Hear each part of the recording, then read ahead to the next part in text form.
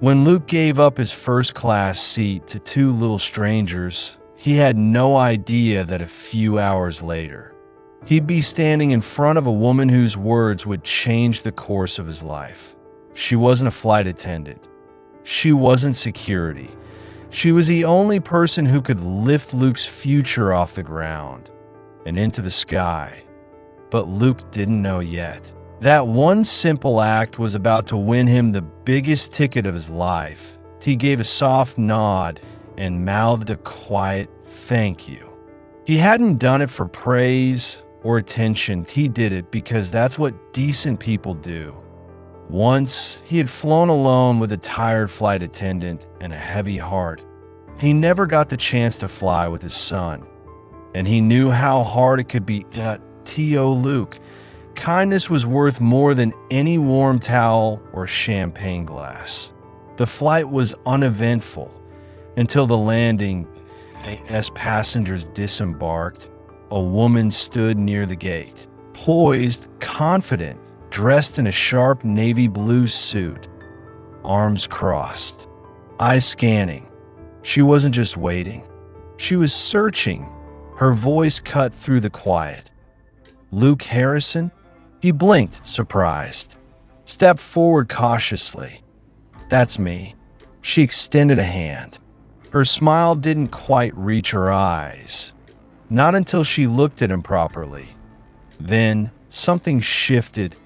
I'm Amelia Grant, CEO of Sky Harbor Airlines, and the mother of those two little girls. Luke, Mom, I didn't know. You gave up your first-class seat for my daughters. You didn't know who they were. And still, you chose kindness, even when no one was watching. Luke shrugged, suddenly self-conscious. It just felt like the right thing to do. She held his gaze for a moment, then took out her phone, a few taps. A card handed over. From now on, every time you fly on one of my airlines, you fly first class. And if you ever need anything, you call this number. That's my personal assistant. He blinked. I can't accept this. You already did, she said gently. When you showed my daughters and me that kindness still exists.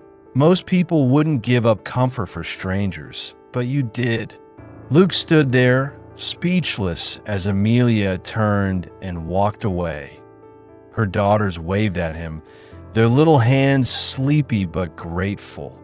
And in that quiet, humbling moment, Luke didn't feel like just a tire mechanic anymore. He felt seen. He felt like maybe the world still had space for people like him. Hours later, in his hotel room, his phone buzzed. Subject, upgrade. Your next flight. First class forever. But more than a seat, Luke had gained something greater. A reminder that one small act of compassion can echo far beyond what we imagine. Because sometimes giving up your seat puts you exactly where you were always meant to be.